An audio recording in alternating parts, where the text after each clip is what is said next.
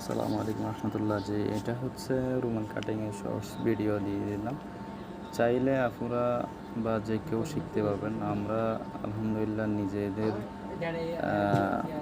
নিজেরাই সব কিছু এভরিথিং কাটিং, তারপরে সেলাই আমাদের এখানে আপনারা চাইলে শিখতে পারবেন। এবং কবে আপনারা যদি আরও শিখতে চান, কবে নতুন নতুন ভিডিও পেতে চান, তাহলে আমাদের চ্যানেলটা সাবস্ক্রাইব করবেন।